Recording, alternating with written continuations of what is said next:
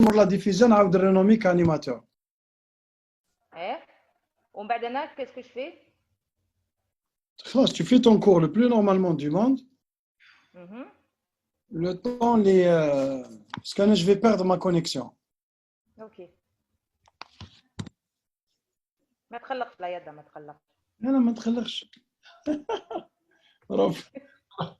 Comme راهو في الغوج donc راح dans pas longtemps.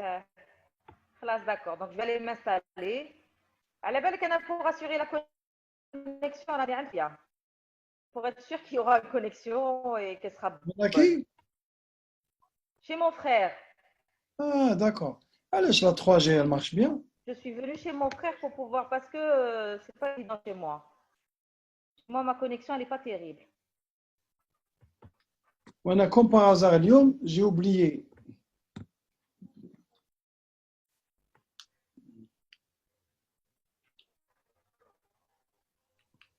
T'as oublié le PC, t'as oublié le التليفون اللي انت كونيكتي به d'habitude وعندي لا 4G هذيك.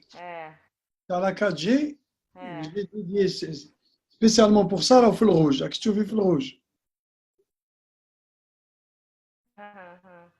دوك راح. ما عنديش الشارجور تاعو. اللي برونشي في ان شارجور qui ne marche pas. J'espère برك que ça va aller. أو بدا ça va. قريت تكملوا لي كور ولا مازال؟ Demain. Demain c'est le dernier, tant mieux. Demain, en principe, on a dire deuxième cours Lyon, mais avec ce problème de connexion, je ne sais pas. Ok. Je vais essayer de me débrouiller. Alors, je crois. Dis-moi ce que tu veux que je fasse, il n'y a pas de problème. لا انت ديري الكور تاعك نورمالمون. ندير الكور تاعي وهذا مكان. هذا مكان، مي قبل ما تكيتي ديري الكور تاعك وخلاص. Avant de quitter. قبل ما نكيتي واش ندير؟ نغنومي. عاودي nommer le deuxième hôte comme animateur avant de quitter. Là, tu as la parole pour nous parler de la diarrhée aiguë sur les portes de l'été, puisque c'est plus fréquent en été, n'est-ce pas? Parfait, Dr. Layada, merci beaucoup. Donc, je te remercie surtout pour tous les efforts que tu as fait pour assurer cette formation des étudiants, tous ces cours interactifs. Je sais que ça n'a pas été facile pour toi. Je sais aussi que pour vous, les étudiants, ce n'est pas évident de travailler comme ça en été, avec la chaleur, avec les conditions actuelles. Et donc, je vous souhaite bon courage. Donc, aujourd'hui, nous allons voir ensemble la petite atelier. S'il te plaît, avant de commencer, mets-le en plein écran et essaie d'ajuster ton microphone. Le son est un peu suicidé. Essaie d'être. Non, le diaporama, on a la barre تاع البارح تاع تحتها نحيها سي يدير en mode plein écran. D'accord.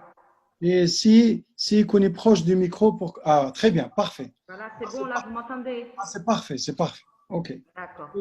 Désolé. Je pense que je vais enlever cette fenêtre, comme ça, on ne va pas être gêné.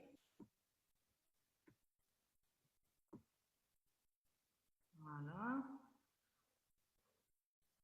Donc, bonjour à tous. Donc, voici les objectifs pédagogiques de cette présentation aujourd'hui.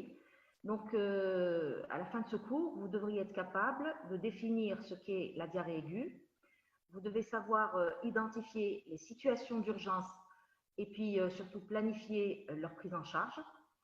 Et puis, vous devez aussi énumérer les différentes étiologies de la diarrhée aiguë, argumenter les principales hypothèses diagnostiques et puis justifier les examens complémentaires pertinents.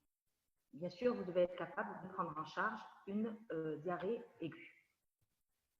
Donc, voici pour la définition. La diarrhée aiguë, c'est quoi? C'est l'émission de selles trop fréquentes, trop abondantes, des selles qui vont être de consistance anormale, donc elles seront ou liquides ou très molles, et leur poids sera supérieur à 300 grammes par jour. En pratique, il faut quand même retenir la classification ou bien la définition de l'OMS qui définit la diarrhée comme l'émission de plus de 3 selles molles ou liquides par jour. Alors ça, c'était pour la diarrhée. Pour dire que cette diarrhée, elle est aiguë, eh bien, il faut une période d'évolution qui doit être inférieur à 14 jours. Donc, diarrhée aiguë, c'est plus de 3 selles liquides ou molles par jour qui évoluent depuis au moins 14 jours. Alors, pourquoi c'est important de connaître ce problème? Eh bien, parce que déjà, Dr Layada vous l'a dit, en été, ça va flamber, c'est diarrhée aiguë. Ça représente un problème de santé publique, puisque sa prévalence est très élevée. On estime à peu près que 2 milliards d'êtres humains seront ou vont présenter une diarrhée aiguë chaque année dans le monde. Donc, c'est vous dire l'importance de ce problème qui est un véritable problème de santé publique. Les étiologies, elles sont nombreuses, mais elles sont essentiellement dominées par les causes infectieuses, soit donc bactériennes, que ce soit des causes bactériennes, virales ou parasitaires. Ce qu'il faut savoir, c'est que dans la majorité des cas, cette diarrhée aiguë, elle va évoluer spontanément de manière favorable. Mais il y a des situations que vous devrez connaître qui, justement, peuvent mener à des complications et qui peuvent entraîner une morbidité et une mortalité qui seront importantes. Donc, avant d'aller plus loin, on a dit que les causes les plus fréquentes, c'était les causes infectieuses. Donc, je vais vous parler un petit peu du mécanisme de ces diarrhées infectieuses. Alors, les diarrhées infectieuses, elles peuvent être secondaires à 2 types de mécanismes. Soit il s'agit d'une diarrhée invasive. Dans ce cas, qu'est-ce qui se passe? Vous avez des germes qui vont envahir la muqueuse, elles vont détruire justement cette muqueuse et elles vont entraîner une réaction inflammatoire. Sur le plan clinique, ceci va se manifester par ce qu'on appelle le syndrome dysentérique, c'est-à-dire l'émission de selles fécales qui seront glérosanglantes, associées à des ténesmes, des épreintes et à de la fièvre. À côté de ce mécanisme entéro-invasif, il y a des germes qui ne vont pas agir de manière justement invasive, ils vont sécréter une entérotoxine, et c'est cette entérotoxine-là qui va entrer en compétition avec une enzyme qu'on appelle la l'AMP cyclique.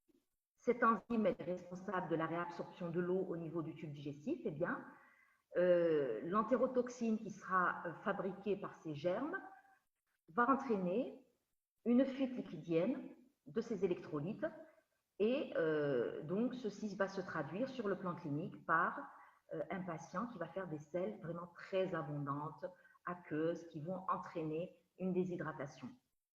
Donc rappelez-vous, 2 mécanismes, soit c'est entéro-invasif, dans ce cas une destruction de la muqueuse, et ça se manifeste par un syndrome dysentérique. Deuxième mécanisme, c'est une diarrhée sécrétoire par la synthèse d'une entérotoxine qui sera responsable d'une fuite d'électrolytes et donc ce qu'on appelle le syndrome cholériforme, on y reviendra tout à l'heure, entraînant une déshydratation. Enfin, il faut savoir qu'il y a quand même des germes qui peuvent agir par ces 2 mécanismes, c'est un mécanisme mixte. Donc, on va avoir un syndrome gastro-entéritique aigu avec un envahissement de l'entérocyte sans réelle destruction, une multiplication de la bactérie dans la sous-muqueuse qui peut être responsable d'un risque de diffusion systémique avec un choc septique. Donc voilà, on a fini donc avec les mécanismes. Maintenant, on va continuer avec la conduite à tenir. On a défini la conduite à tenir. Maintenant, on va voir comment reconnaître cette conduite à tenir. Alors, le diagnostic positif, il est facile. Il repose sur la clinique. Et en fait, c'est la définition. Le patient va se plaindre de l'émission de selles trop liquides, trop molles, supérieures à 3 par jour, et ça évolue depuis plus de 14 jours. Pour ce qui est du diagnostic différentiel, en fait, ce qu'il faut éliminer en premier lieu, c'est ce dont je vous ai parlé la dernière fois, c'est la fausse diarrhée du constipé. La fausse diarrhée du constipé, c'est quoi? C'est un patient qui va se plaindre de constipation. Donc, les selles, elles vont séjourner longtemps au niveau du côlon et du rectum. et elles vont provoquer une irritation de la muqueuse. Et donc, le patient va faire des selles qui seront dilués dans un liquide d'hypersécrétion qui est dû justement à cette stase. Voilà pour ce qui est du diagnostic différentiel.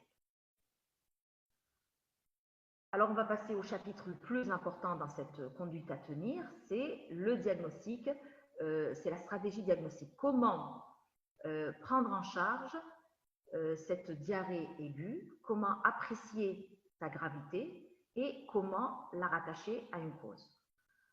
Donc, ça repose bien entendu sur un interrogatoire qui doit être minutieux. Il faudra rechercher les antécédents du patient, donc le terrain, l'âge, la présence de comorbidité. Est-ce que c'est un terrain qui est fragile? Est-ce que le patient il est diabétique? Il a une cardiopathie décompensée? Est-ce qu'il est insuffisant rénal? Est-ce qu'il est dialysé? Est-ce qu'il est immunodéprimé, etc.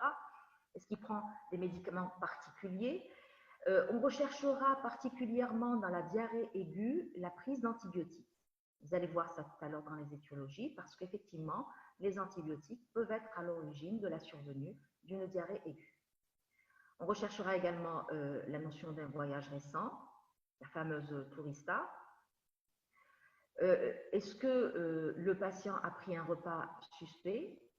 Ce qui est surtout suspect, c'est tout ce qu'on prend à l'extérieur, dans les fast-foods, etc. Et puis aussi, tout ce qui est à base de viande hachée particulièrement, la pâtisserie, tout ce qui est aussi à base d'œufs comme la mayonnaise. Et puis, on recherchera aussi, à chaque fois que vous avez comme ça un patient qui va vous dire « voilà, je viens parce que j'ai une diarrhée aiguë », il faudra rechercher la notion de cas similaires dans l'entourage. Particulièrement, si c'est un patient qui vit en collectivité, vous avez certainement dû entendre plusieurs fois dans les infos ces histoires de cités universitaires qui ont été fermées parce qu'on a découvert que la majorité des étudiants ont fait une intoxication alimentaire aiguë. Donc tout ça, c'est important à rechercher dans l'interrogatoire. Ensuite, on va rechercher aussi les caractéristiques de la diarrhée. Ça, c'est très, très important parce que ça va avoir une orientation étiologique. Donc, le nombre de selles, leur consistance, l'aspect des selles. Est-ce que ce sont des selles hydriques? Est-ce qu'il y a du sang? Est-ce qu'il y a des glaires? Ça, c'est très important. On recherchera justement la présence de ce syndrome dysentérique, donc l'évacuation fréquente de selles qui sont le plus souvent afécales, qui sont glaireuses et sanglantes. On recherchera aussi la présence d'un syndrome rectal, donc qui est défini par les faux besoins, les ténesmes et les étreintes. On recherchera aussi les signes associés, est-ce qu'il y a des douleurs abdominales? Alors, il faut savoir qu'au cours de la diarrhée, les douleurs abdominales sont quasi constantes. En principe, ce sont des douleurs qui précèdent la selle, mais ce ne sont pas des douleurs très importantes. Si vous êtes en présence de douleurs abdominales très importantes, il faut que ceci vous alerte. Ensuite, on verra est-ce que le patient présente des vomissements. Donc, est-ce qu'il a des vomissements? Les vomissements, c'est très important parce que chez un patient qui vomit, ça signifie que vous ne pourrez pas le traiter correctement. Donc, c'est important de rechercher ce signe à l'interrogatoire. Ensuite, on recherchera aussi les signes extradigestifs. Est-ce qu'il y a des arthralgies, des myalgies? Est-ce qu'il y a des signes cutanés, un érythème noueux? Parce que tout cela va nous orienter vers une étiologie qui est soit une infection virale ou une infection à Campylobacter. Ensuite, il faudra bien sûr bien examiner le patient, voir son état général, prendre sa température, donc voir s'il a fait de la fièvre ou à l'inverse une hypothermie, qui est aussi un signe important à rechercher. On recherchera également les signes de déshydratation et on fera un examen physique à la recherche d'une distension abdominale, d'une sensibilité ou d'une contracture abdominale. Ensuite, on va rechercher, je ne sais pas si vous voyez l'écran, parce que là, On recherchera ce qu'on appelle les signes d'alarme. Ces signes d'alarme sont très importants à rechercher. Ils comprennent une diarrhée hémorragique. À chaque fois que vous êtes devant un patient qui a une diarrhée avec des rectorragies, ça doit vous alerter. Lorsque le patient, comme je vous l'ai dit, il a des vomissements abondants, qu'il ne peut plus ingérer quoi que ce soit, lorsqu'il a des douleurs abdominales sévères, ou bien lorsqu'il a des signes abdominaux alarmants. En principe, une diarrhée, on ne devrait pas retrouver de distension ni de défense. Si vous avez ces signes à l'examen physique, c'est un signal d'alarme. On verra après ce qu'il faudra faire. On recherchera également les signes généraux. Comme je vous l'ai dit, s'il y a une fièvre, qu'une hypothermie, voire un choc septique. Les signes de déshydratation, alors vous savez qu'il y a deux types de signes de déshydratation. Là, il y a les signes qui orientent vers une déshydratation extracellulaire. C'est lorsqu'on a la peau sèche, un pli cutané, une hypotonie des globes oculaires, une tension artérielle qui est basse, donc des signes d'hypovolémie avec au maximum un choc hypovolémique, des marbrures, une oligoalburie, etc. Après, vous avez les signes de déshydratation intracellulaire qui sont la soif, la perte de poids, la sécheresse des muqueuses, la fièvre, la dyspnée, l'obnubilation, voire la perte, les troubles de la conscience. Enfin, le dernier signe d'alarme qu'il faut rechercher, c'est une diarrhée. Si c'est un patient qui vous dit « ça fait plus de 3 jours que je fais de la diarrhée », eh bien là, ça doit vous alerter et on verra après ce qu'il faudra faire. Donc, à côté de ces signes d'alarme, il faudra rechercher des situations qui sont à risque de complications, de survenue de complications. La diarrhée aiguë, ça peut se compliquer essentiellement dans les âges extrêmes. Donc, chez le nourrisson, on ne va pas aborder ce sujet aujourd'hui puisque ça fera l'objet d'un cours quand vous allez faire la pédiatrie. Mais ça peut être aussi grave chez les personnes âgées de plus de 65 ans.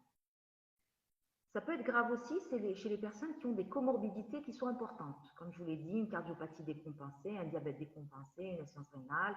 Chez les patients qui ont un traitement immunosuppresseur au long cours. Il faudra rechercher aussi l'utilisation récente d'antibiotiques. Aussi, est-ce que le patient a déjà été hospitalisé récemment? Parce que ça va nous orienter vers une infection nosocomiale. Et puis, chez une femme enceinte aussi, ça peut être assez problématique. Donc, vous devez le savoir et vous devez prendre les mesures nécessaires. Donc, après l'interrogatoire, l'examen physique, la recherche de signes d'alarme, la recherche de situations qui peuvent se compliquer, il y a une question qui va se poser, est-ce que je dois faire des examens complémentaires? Eh bien là, la réponse, c'est non. En principe, devant une diarrhée aiguë, on n'a pas besoin de faire des examens complémentaires. Pourquoi? Parce que l'évolution de la diarrhée aiguë, elle est spontanément favorable en moins de 3 jours. Le patient va s'améliorer en moins de 3 jours, la diarrhée va disparaître. Et donc, si vous n'avez pas de signe de gravité, ce n'est pas nécessaire de faire des examens complémentaires. Donc, il y a deux situations possibles. Vous êtes devant une diarrhée aiguë sans facteur de risque. Ça veut dire quoi? Ça veut dire une diarrhée aiguë qui évolue depuis moins de 3 jours. Il n'y a pas de syndrome dysentérique, il n'y a pas d'altération de l'état général, il n'y a pas de comorbidité, il n'y a pas de signe d'alarme. Dans ce cas, il n'y a pas lieu de s'inquiéter, il n'y a pas lieu de faire d'exploration. Deuxième situation, vous êtes chez un patient qui a un terrain fragile, il est âgé, il est immunodéprimé, il a un cancer, il a des hémopathies, c'est un insuffisant ou bien un transplanté rénal, c'est une diarrhée hémorragique, vous avez des signes de sévérité ou de gravité, vous avez une distension ou une défense abdominale, et puis, si c'est une diarrhée qui évolue depuis plus de 3 jours, en particulier si elle n'a pas répondu au traitement symptomatique, dans toutes ces situations-là, vous devez explorer le patient. Alors, qu'est-ce qu'il faut faire comme type d'exploration? Alors d'abord, on va faire ce qu'on appelle un bilan de retentissement. C'est-à-dire, on va faire un bilan rénal, donc une urée sanguine, une créatinémie à la recherche d'une insuffisance rénale.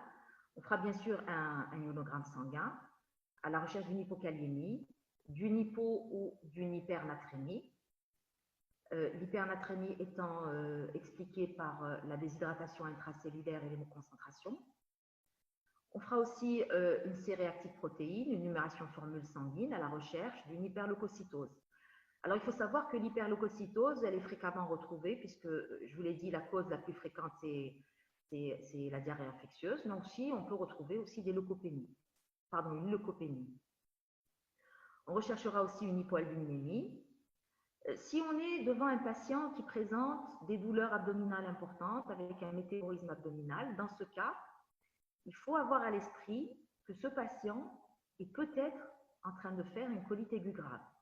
Dans ce cas, il faut compléter par un abdomen debout sans préparation ou une tomodensitométrie à la recherche d'un mégacolon toxique ou d'une perforation.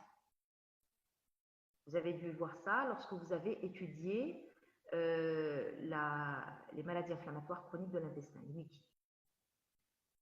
Ensuite, toujours si on est devant ce tableau de colite grave, on va compléter par une rectosigmoïdoscopie à la recherche justement de ces lésions graves et on pourra, au cours du même temps, effectuer des biopsies, effectuer des prélèvements à l'aide d'un écouvillonnage des sécrétions muqueuses. Après avoir fait ce bilan de retentissement, donc rechercher aussi les complications, principalement quand on suspecte une colite grave, il faut faire un bilan étiologique. Alors, je vous l'ai dit, la cause la plus fréquente, c'est les causes infectieuses, donc on va rechercher ces germes. Si le patient vous fait de la fièvre, ou à l'inverse, comment on appelle ça, une hypothermie, voilà, une hypothermie, dans ce cas, on fera des hémocultures. Autrement, l'examen à faire, c'est l'examen des selles. Alors, on voit souvent des ordonnances où les médecins prescrivent coproparasitologie des selles sans qu'ils comprennent vraiment ce qu'ils sont en train de chercher. Donc, un examen des selles, d'abord, il y a des conditions. Il faut qu'il soit fait sur des selles qui sont fraîchement émises. Dans l'idéal, il faudrait que le patient fasse ses selles au laboratoire d'analyse. Bien sûr, ce n'est pas toujours le cas, ce n'est pas toujours évident de faire ceci, donc on va demander au patient de faire ses selles et puis de les garder au réfrigérateur pendant une durée maximale de 4 heures. Pas plus parce qu'après, ça risque d'être négatif. Qu'est-ce qu'on va rechercher à l'examen des selles? On fera d'abord un examen direct. L'examen direct va rechercher la présence de leucocytes ou d'hématies qui signent une atteinte de la muqueuse intestinale par un agent invasif. Au cours de cet examen direct, on peut aussi mettre en évidence des formes mobiles de bactéries ou de parasites, comme par exemple les amibes. Après l'examen direct, on va demander une coproculture. Donc ça se fait dans le même temps. Quand vous faites votre ordonnance, vous allez dire examen des selles, examen direct, coproculture. La coproculture, il faut savoir que le microbiologiste, il va rechercher essentiellement les germes les plus fréquents. Donc, il recherche en général les salmonelles, les campylobactères et les shigelles. Et si vous vous êtes orienté vers une autre étiologie, un autre germe, on verra ça tout à l'heure, eh bien, vous devez orienter votre microbiologiste. Donc, il faut l'orienter, il faut toujours écrire, quand vous faites comme ça une ordonnance, il faut toujours mettre un minimum de données cliniques et des données aussi sur les circonstances de survenue. Ça va aider le microbiologiste et peut-être qu'il va essayer de rechercher des germes en utilisant des milieux sélectifs.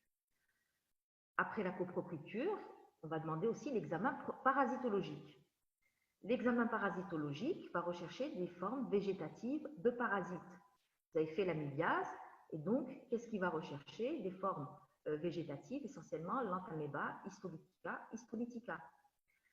Il peut aussi rechercher les œufs ou les larves de certaines helminths.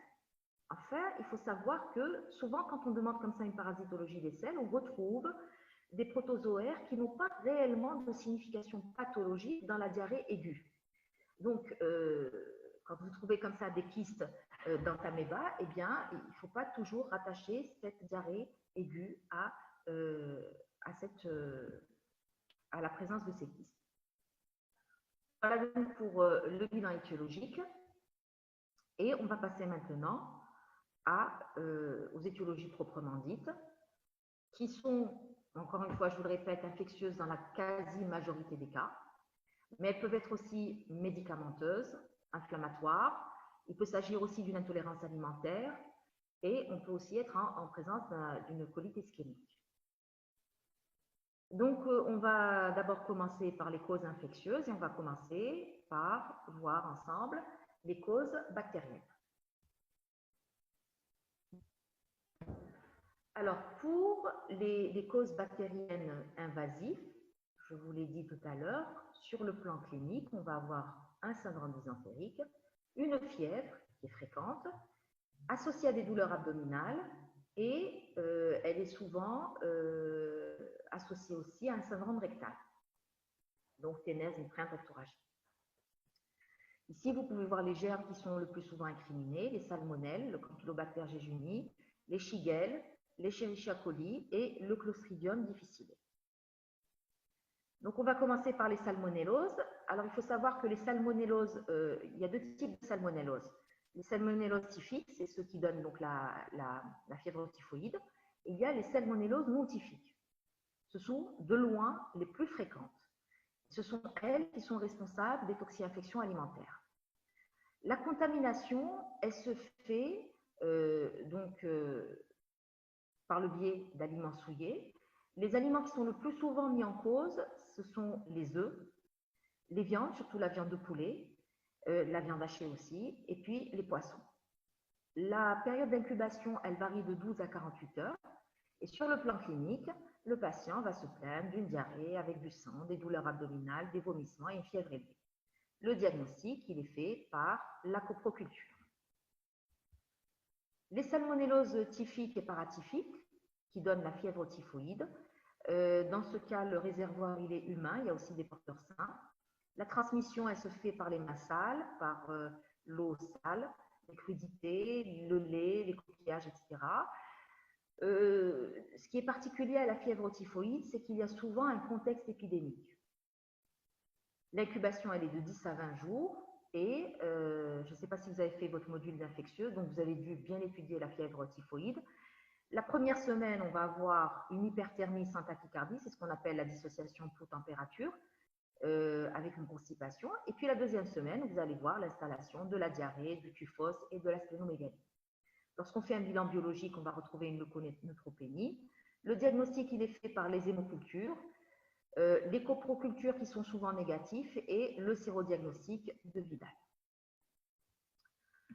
Après les salmonelloses, il y a les shigelloses. Les shigelloses qui sont dues aux shigelles. Alors, vous voyez qu'il y a plusieurs types de shigelles, flexnérie, sonnet, dysenteria. Le réservoir, c'est l'homme, et l'homme va se contaminer par les mains sales.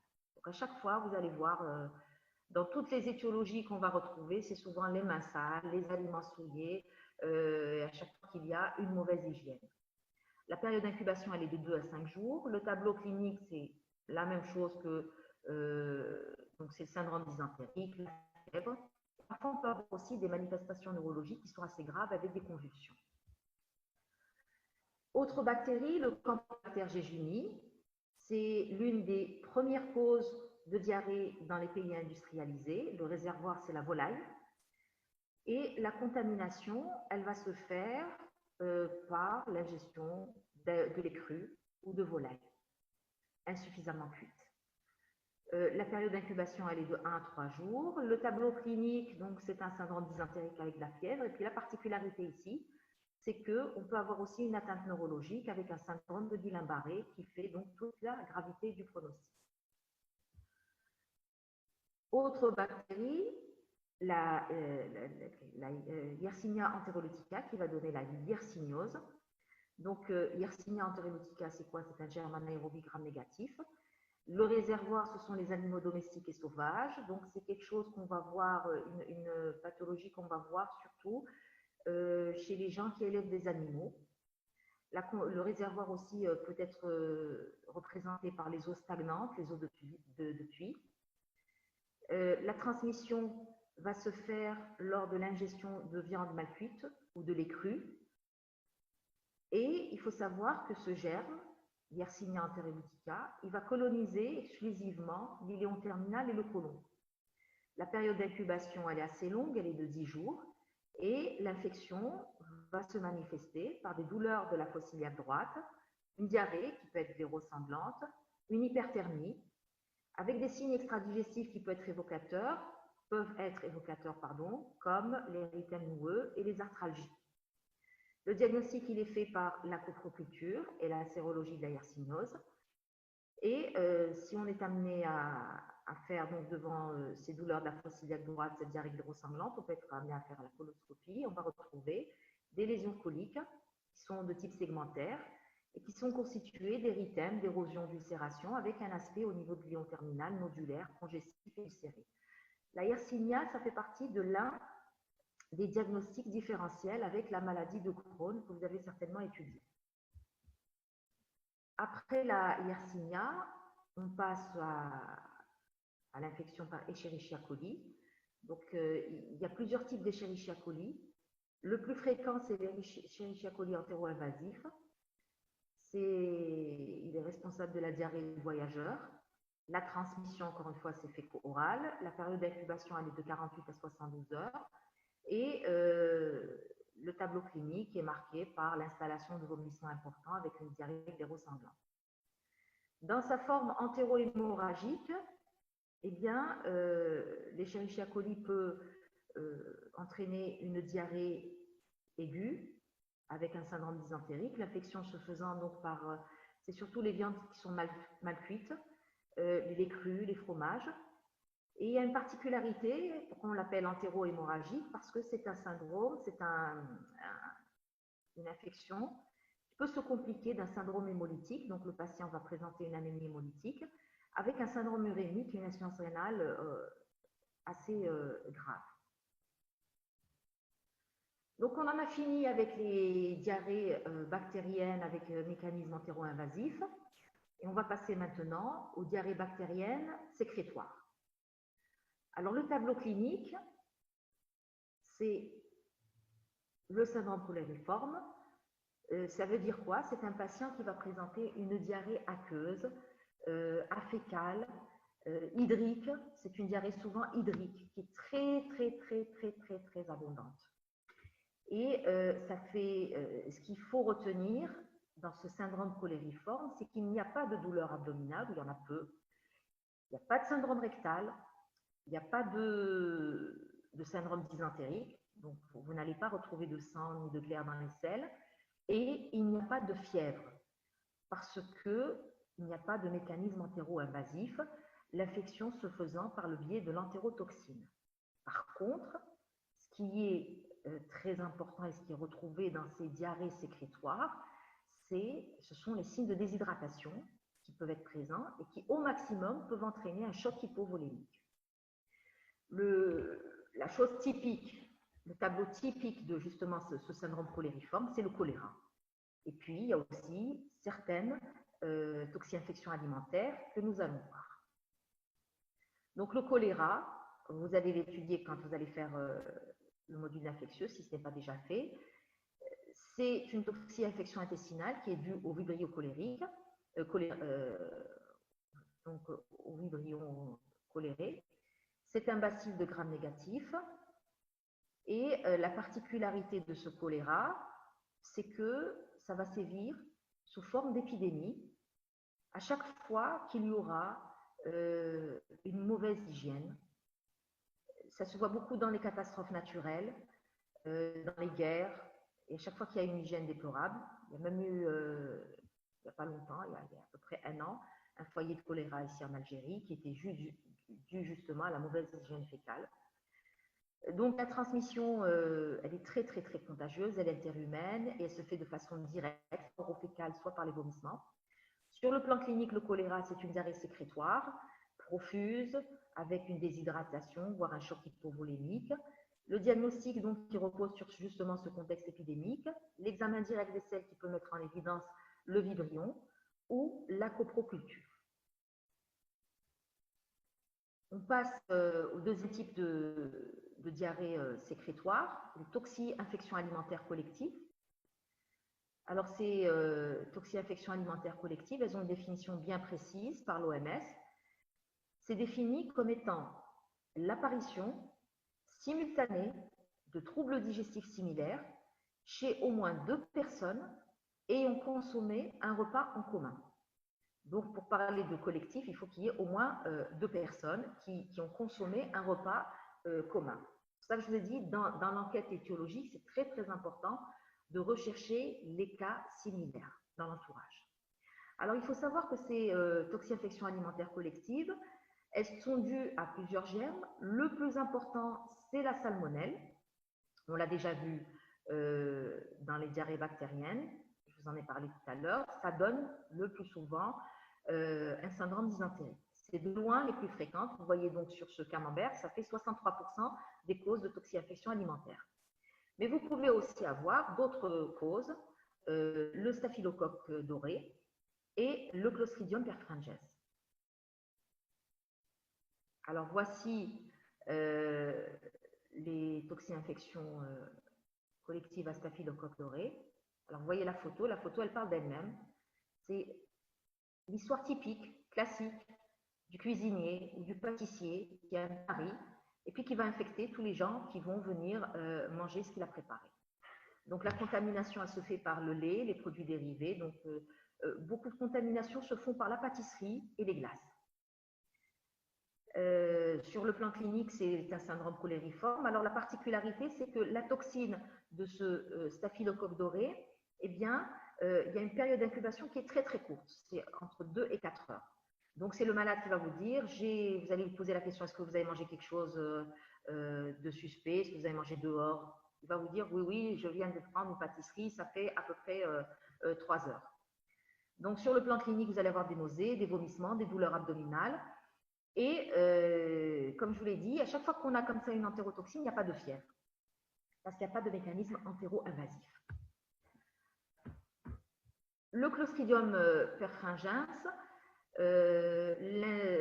l'intoxication, elle va se faire par les aliments mixés, les plats en sauce préparée, de la viande mal cuite, laissée à température ambiante. Alors ça se voit parfois au cours des mariages, où on fait de grosses quantités on cuisine de grandes quantités de nourriture qui sont mal conservées et on peut avoir justement ces toxi-infections collectives. La moyenne d'incubation, elle est de 9 à 15 heures. On va avoir des douleurs abdominales, pas de fièvre, pas de nausées ni de vomissements, mais une diarrhée qui sera profuse avec des signes de déshydratation. Parfois, lorsqu'il y a un envahissement important de la muqueuse, eh bien, on peut avoir des entérocolite nécrosants. On passe maintenant, on en a fini avec tout ce qui est bactérien, on va passer aux diarrhées aiguës virales. Alors, pour les diarrhées aiguës virales, bien, ça peut donner des diarrhées hydroélectrolytiques, des douleurs abdominales. Le contexte est très important. Ce sont des diarrhées qui vont survenir selon un contexte épidémique, surtout en hiver. La fameuse gastroentérite hivernale. Donc, sur le plan clinique, à côté de la diarrhée, à côté des douleurs abdominales, à côté des vomissements, vous allez avoir un syndrome pseudogrippal, une asthénie, des arthralgies, des myalgies, des manifestations ORL, et c'est justement toutes ces manifestations-là qui vont vous orienter vers une gastroentérite virale d'origine épidémique. Parfois, on peut avoir un syndrome méningé. Ce sont des diarrhées qui évoluent de manière bénigne et qui sont spontanément résolutives, même en l'absence de traitement. Parfois, on peut, dans certains contextes, confirmer en faisant une PCR, ou bien on peut confirmer ça a posteriori en faisant une sérologie. Il faut savoir qu'il y a beaucoup de virus qui peuvent être responsables justement de cette diarrhée. Rotavirus, adénovirus, virus Norwalk, et puis bon, quelque chose qui est assez d'actualité actuellement, le Covid, le SARS-CoV-2, donc qui peut justement se manifester par une diarrhée. Donc, importance de la PCR et de la sérologie dans ce contexte épidémique. On passe maintenant aux diarrhées parasitaires. Alors, je vais vous parler essentiellement de l'amibiase, dont vous avez déjà fait le cours. Il y a l'amibiase, il y a la giardiase, principalement, qui peuvent être à l'origine de diarrhées parasitaires. Alors, l'amibiase, elle est due à une infection par Entamoeba histolytica dans sa forme végétative. C'est la seule forme pathogène. Sur le plan clinique, vous allez avoir un syndrome de dysentérie typique. Et puis, le diagnostic, c'est fait par la parasitologie des selles et éventuellement par la sérologie amibienne. On peut aussi faire une PCR. Si on fait une rectoscopie, on va trouver des ulcérations au poudoncle, comme vous pouvez le voir sur la photo, qui sont assez typiques. Parfois, cette amibiase intestinale peut s'accompagner de formes graves, une colite aiguë nécrosante. Elle peut aussi se compliquer d'accès amibien. Donc, je vous renvoie à votre cours sur l'amibiase. Vous pourrez étudier ça plus en détail. Deuxième parasitose, la giardiase ou giardiose. Donc, elle est due à Giardia intestinalis. La transmission, elle est orofécale. C'est souvent une infection qui est asymptomatique, mais qui peut aussi se manifester par de la diarrhée, avec des douleurs épigastriques, des nausées. En l'absence de traitement, il y a un risque de passage à la chronicité. Donc, lorsque vous ferez votre cours sur la diarrhée chronique, eh bien, vous allez trouver justement cette étiologie qui est la giardiose. Le diagnostic, il est fait par l'examen des selles. On peut mettre en évidence Giardia intestinalis, mais il faut savoir que c'est un germe qui est extrêmement fragile. Donc, parfois, on peut ne pas le mettre en évidence. Et en fait, on a recours pour le rechercher, pour le trouver, à la fibroscopie œsogastro-duodénale avec biopsie duodénale. Dans ce cas, on oriente l'anapathe, l'anatomopathologiste, on lui dit voilà, je suspecte une giardiase, prière de le rechercher sur ces biopsies duodénales. Là, pratiquement, on peut avoir le diagnostic dans 100% des cas. Après, il y a d'autres parasitoses qui sont les cryptosporidioses, microsporidioses, isosporoses, etc. Bon, ce sont des parasitoses qui se voient surtout chez le sujet immunodéprimé et qui vont se manifester par une diarrhée chronique sécrétoire avec une malabsorption. Le diagnostic, bien, c'est fait par la parasitologie des selles, éventuellement la biopsie du greffe. Alors, il faut quand même que je vous parle de la diarrhée aiguë qui survient chez les patients qui sont atteints de sida. Donc, il faut savoir que cette diarrhée aiguë est retrouvée chez 50 à 80% des patients atteints du sida. Que cette diarrhée aiguë, elle peut être révélatrice dans un cas sur 3. C'est une diarrhée hydrique qui est sévère, qui résiste au traitement symptomatique.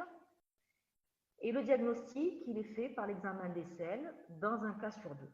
Donc, dans 50% des cas, même lorsque vous faites l'examen des selles, vous pouvez ne pas retrouver le germe en cause, même s'il existe. Donc, en fait, tous les germes peuvent être responsables, peuvent sur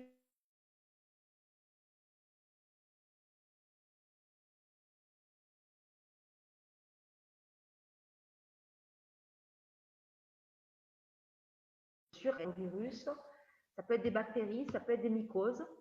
Et puis, il ne faut pas oublier aussi que il peut s'agir aussi de causes tumorales. Hein. Un lymphome peut se compliquer le sida et se manifester par une diarrhée aiguë. Enfin, le VIH lui-même peut entraîner une entéropathie. Voilà, donc ça c'était pour en finir avec tout ce qui est infectieux. En fait, pas tout à fait, parce que vous allez le voir, dans les diarrhées post-antibiotiques, eh bien, on va retrouver effectivement des causes infectieuses. Alors, c'est quoi la diarrhée post-antibiotique? Il faut savoir que lorsqu'on prend des antibiotiques, tous les antibiotiques, mais plus fréquemment les bêta-lactamines, peuvent être à l'origine d'une diarrhée aiguë. Et ceci, il est dû à quoi? Il est dû à un déséquilibre de la flore intestinale. Ce déséquilibre de la flore intestinale sera responsable d'une diarrhée qui va apparaître 4 à 10 jours après le début du traitement. Et si vous ne posez pas la question à votre patient, si vous ne lui dites pas est-ce que vous avez pris des antibiotiques dans les les 15 derniers jours ou même dans le dernier mois, au cours du dernier mois passé, eh bien, il y a de fortes chances que lui ne vous le rapporte pas de son propre chef.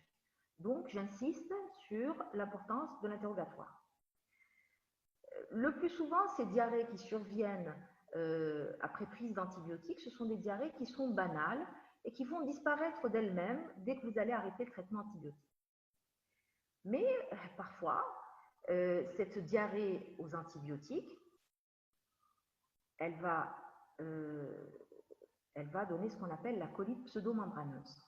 Donc, je vous ai dit qu'il y avait un déséquilibre de la flore intestinale et ceci va permettre la multiplication de bactéries comme le Clostridium difficile ou une autre bactérie, Klebsiella oxytotica, qui vont être responsables de diarrhée post-antibiotique et de colite pseudomembraneuse.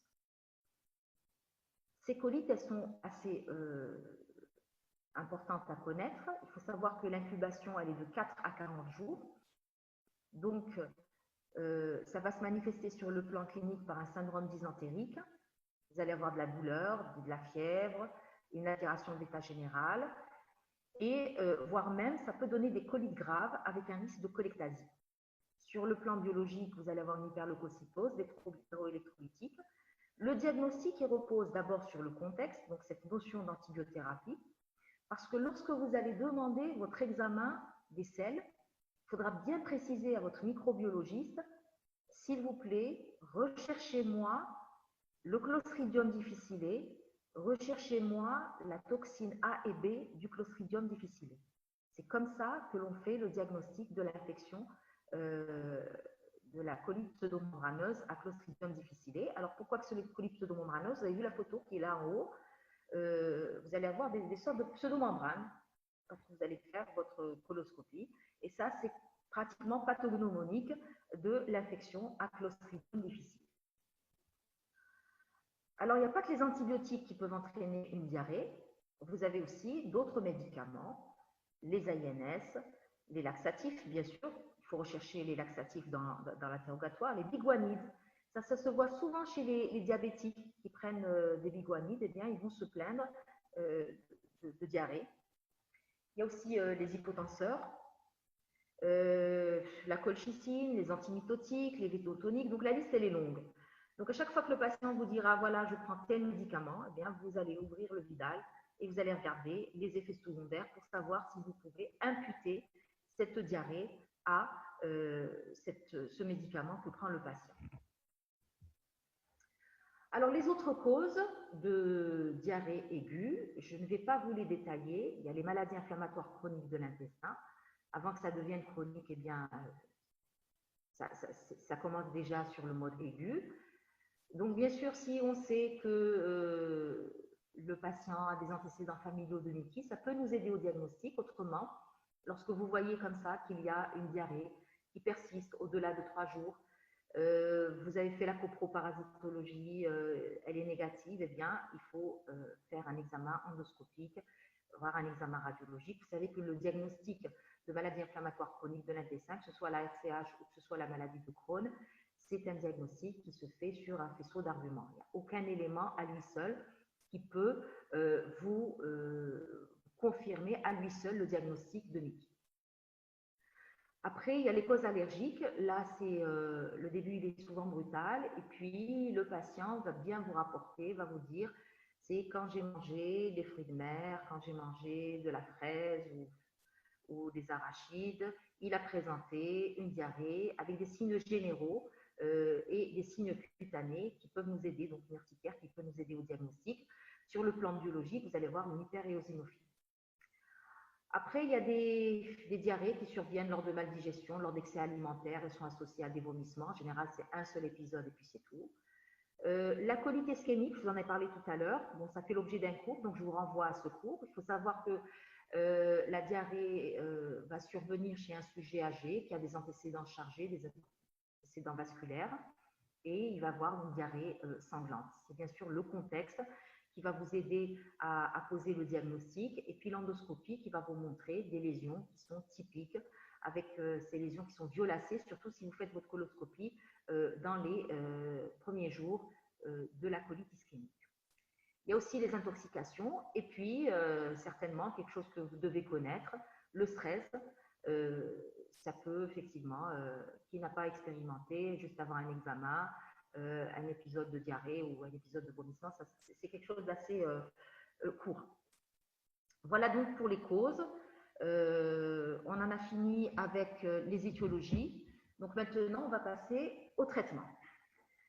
Alors, pour ce qui est des buts du traitement, il y a bien sûr, le but c'est de traiter les symptômes. Il y a de la diarrhée, donc le but c'est d'arrêter cette diarrhée, de ralentir le transit intestinal. Il faut bien sûr à chaque fois corriger les troubles hydroélectrolytiques lorsqu'ils existent. Il faut traiter la cause lorsqu'elle existe pour éviter les récidives. Et puis surtout, en matière de diarrhée aiguë, vous avez bien vu que c'est les diarrhées infectieuses, donc c'est l'hygiène, c'est la prévention, on va en reparler. Pour ce qui est des armes thérapeutiques, eh bien, s'il fallait retenir qu'une chose, c'est la réhydratation. La réhydratation, voilà ce qu'il faut faire chez un patient qui a une diarrhée aiguë. Alors, la réhydratation, c'est une réhydratation qui est orale. En général, on donne 1 à 2 litres par 24 heures. Après, on a le choix, on peut donner soit des tisanes sucrées, parce qu'il y a des patients qui ne supportent pas l'eau, qui n'aiment pas trop le goût de l'eau. Donc, on peut les aider, on va leur donner du thé, des tisanes, on va leur donner des soupes, mais des soupes vraiment très légères. Et puis, quelque chose que vous connaissez tous, j'imagine vos mamans vous ont déjà donné, c'est l'eau de riz. C'est-à-dire qu'il faut, au lieu d'aller prescrire des médicaments, vous dites à votre patient, vous rentrez chez vous, vous prenez une grande casserole, vous mettez de l'eau, vous rajoutez du riz, vous rajoutez du sel, et vous laissez le riz fondre pratiquement. Et puis, vous allez manger ça, vous allez boire l'eau de riz et manger ce riz. Et en général, au bout de quelques jours, de 2-3 jours, il n'y a plus de diarrhée. Après, il faut savoir qu'il y a des sels de réhydratation. Ça s'achète chez le pharmacien. Parfois,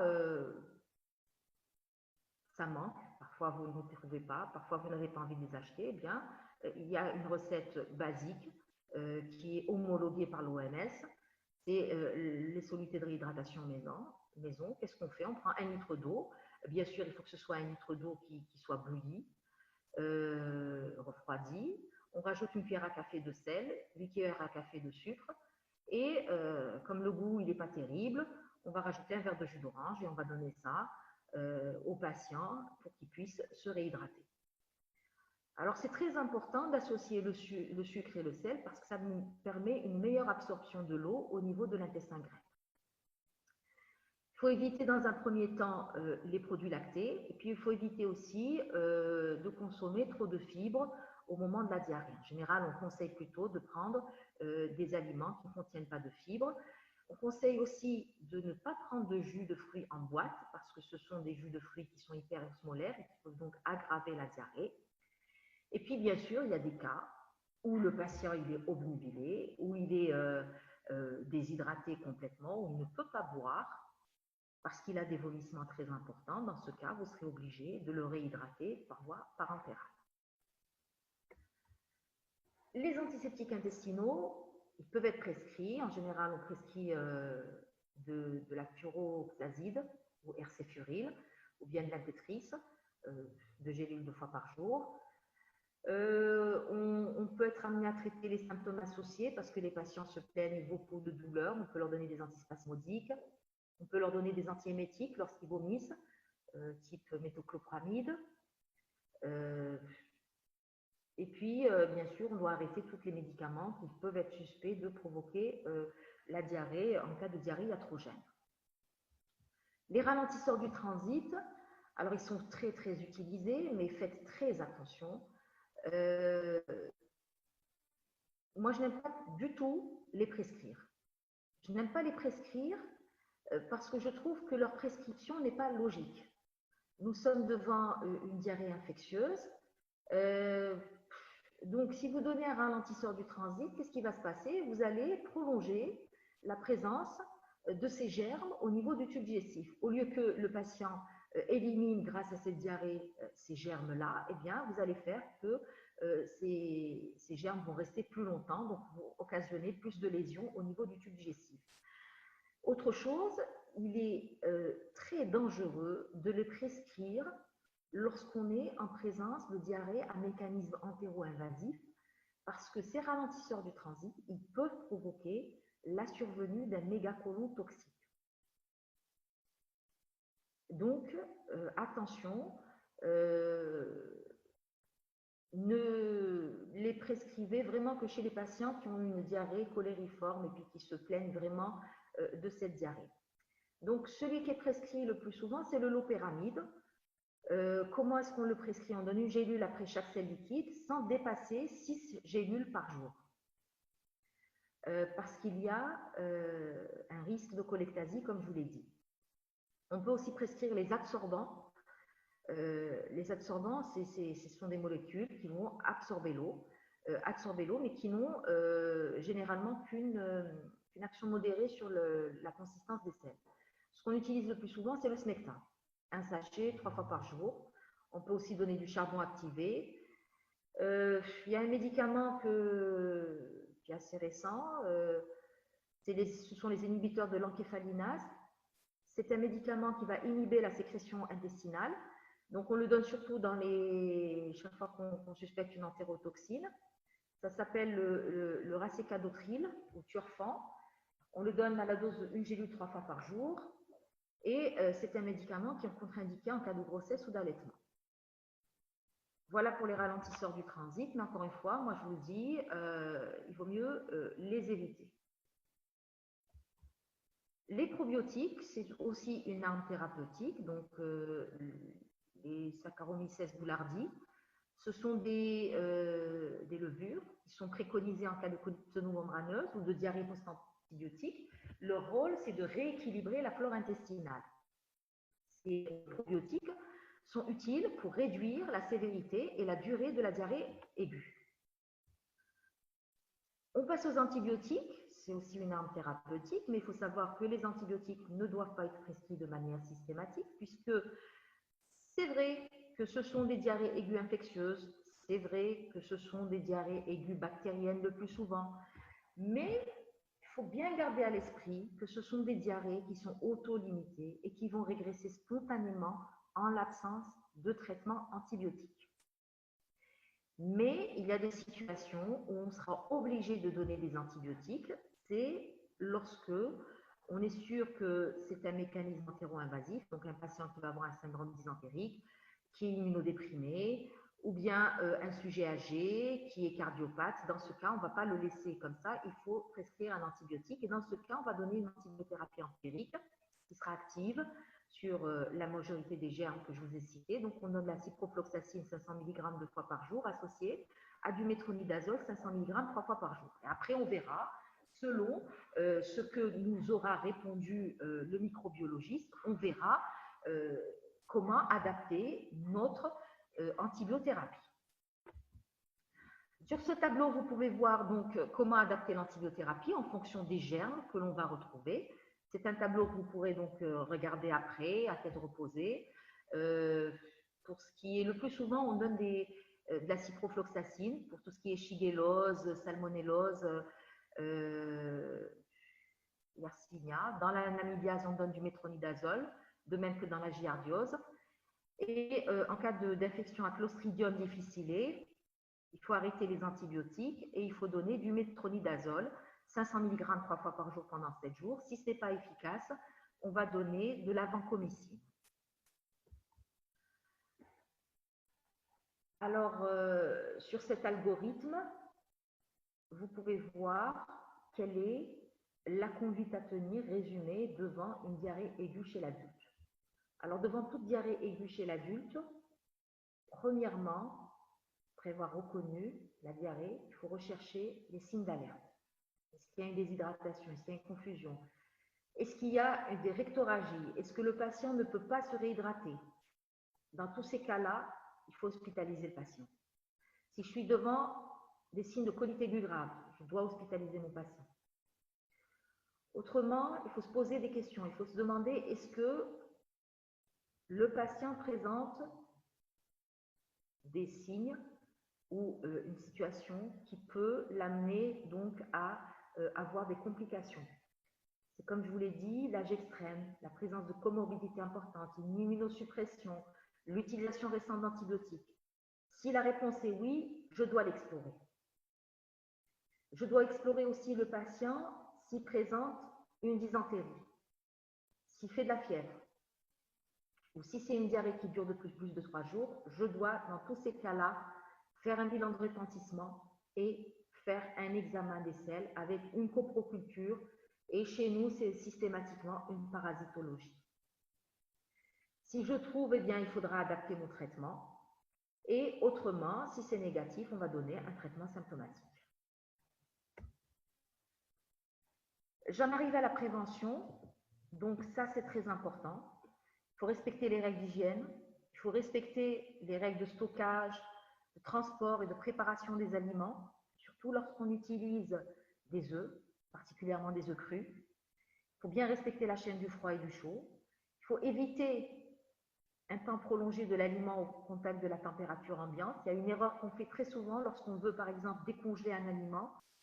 On le met à l'air ambiant, alors que c'est complètement faux. Il faut prévoir et le sortir longtemps à l'avance et le mettre au niveau du réfrigérateur. On ne décongèle pas quelque chose comme ça à l'air ambiant, on le décongèle au niveau du réfrigérateur. Il faut bien sûr bien faire cuire les viandes, surtout les volailles, et éviter tout ce qui est préparation à base d'œufs crus, ou bien il faut les consommer rapidement, il faut bien laver les fruits et légumes. Bon, donc ce sont des choses qui sont évidentes, a priori.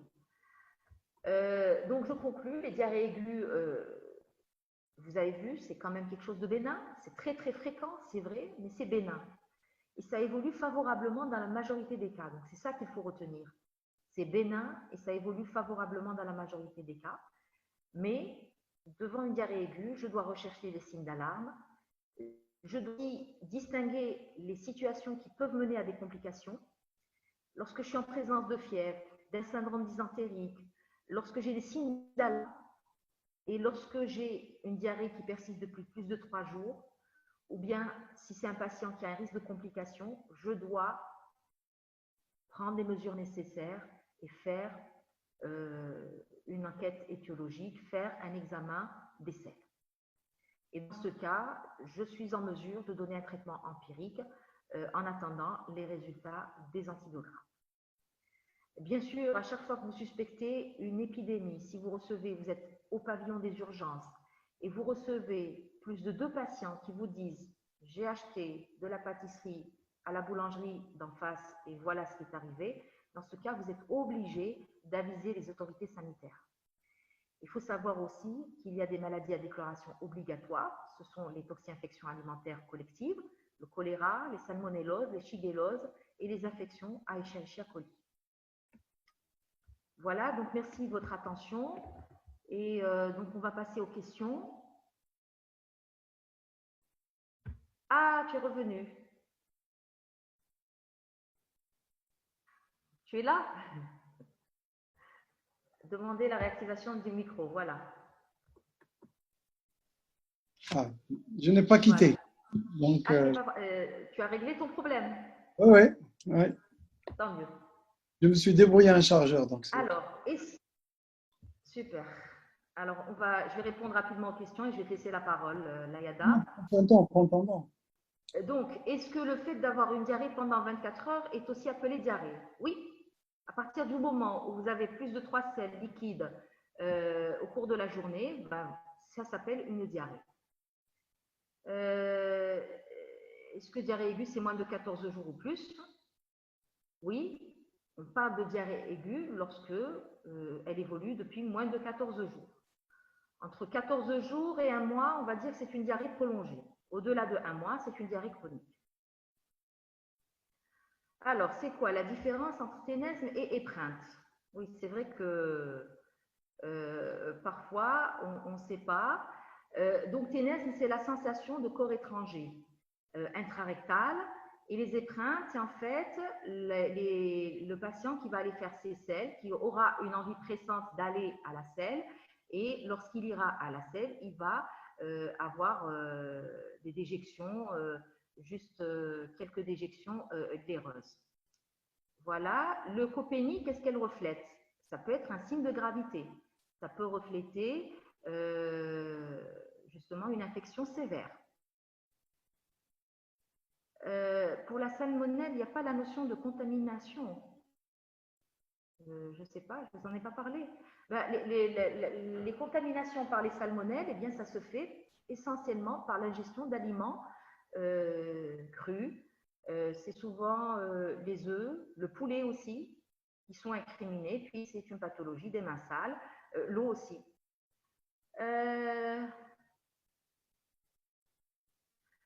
Oui, alors là, il y a quelqu'un qui me demande, est-ce qu'on doit apprendre le tableau clinique précis pour chaque bactérie? Oui, je suis d'accord avec vous, c'est assez embêtant. Bon, je vous dirais que, grosso modo, tous les tableaux se ressemblent. D'accord?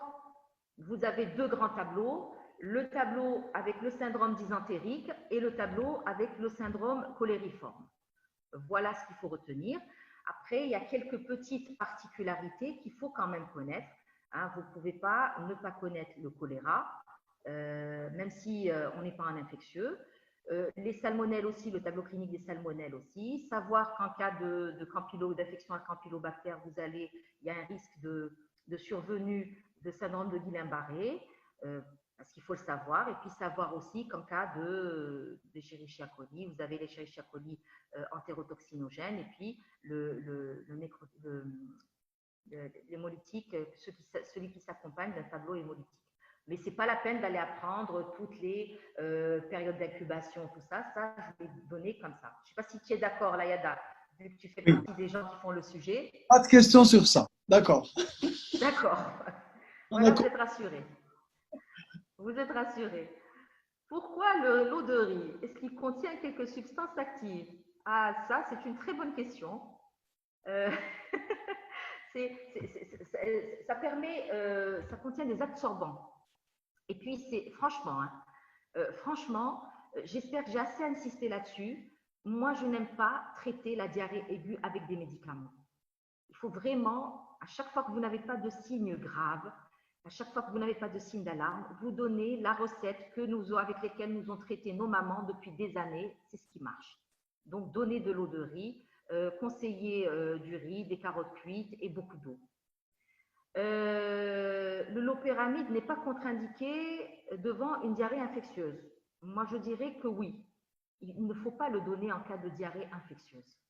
Surtout lorsque vous avez un mécanisme entéro-invasif, quand vous avez une diarrhée gléro-sanglante, c'est une faute de donner du loperamide parce que vous avez le risque de provoquer un mégacolon toxique. Est-ce que le mégacolon toxique est une urgence chirurgicale? Quasiment oui, pratiquement oui. D'accord? À chaque fois que vous avez un mégacolon. Alors, mégacolon, c'est une dilatation du côlon qui est supérieure à 7 cm au niveau du côlon droit, voire 6 cm, 5 cm au niveau du côlon gauche. On appelle mégacolon toxique lorsqu'on a des signes généraux avec une hyperleucocytose, avec des signes de sensibilité donc, abdominale. Là, ça devient une urgence chirurgicale. Est-ce qu'il n'y a pas de risque de diarrhée post-antibiotique après la prise des antibiotiques comme un traitement? Si, bien sûr. Les antibiotiques peuvent entraîner une diarrhée post-antibiotique. Je vous ai dit qu'il y avait des formes bénignes qui évoluaient rapidement et qui s'arrêtaient après arrêt de l'antibiotique. Et vous avez la forme que je vous ai décrite, la forme donc à l'infection à Clostridium difficile qui nécessite un traitement antibiotique par métronidazole. Diarrhée et menstruation. Je pense que vous parlez de menstruation.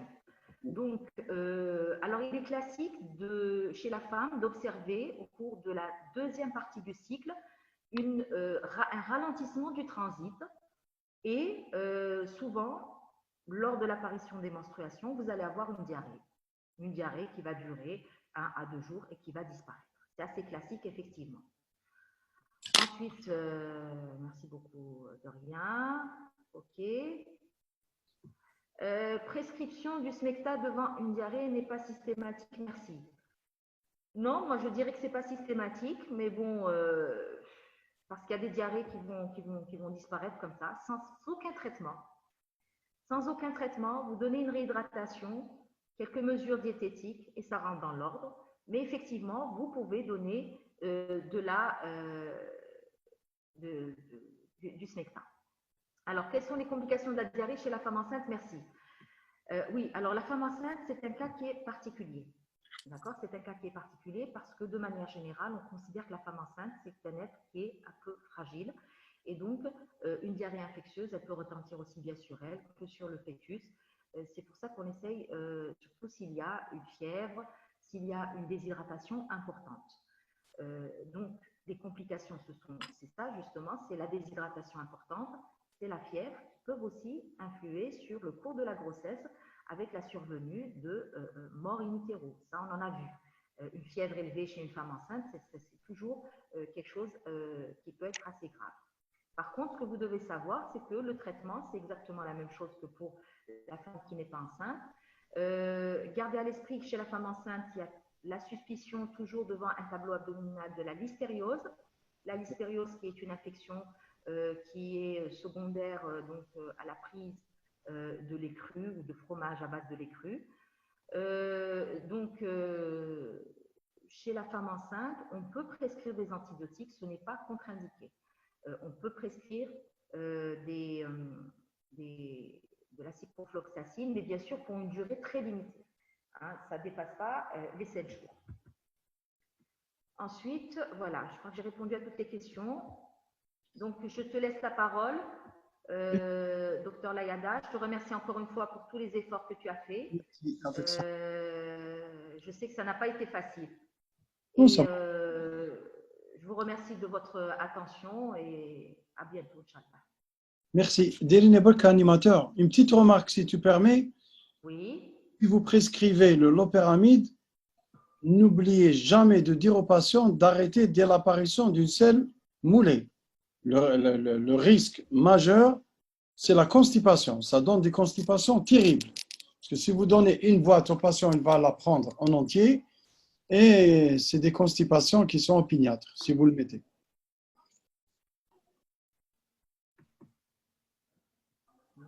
Très bien, merci beaucoup, docteur Laïda, pour cette précision.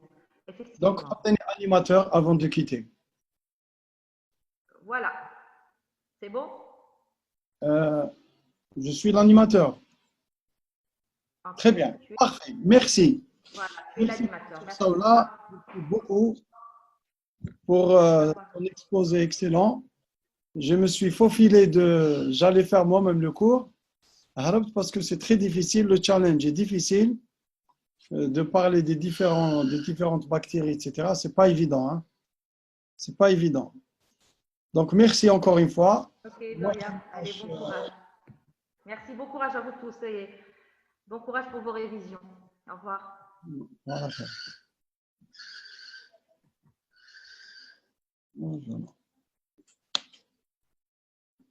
Voilà, donc bonjour à tous. J'arrête momentanément l'enregistrement.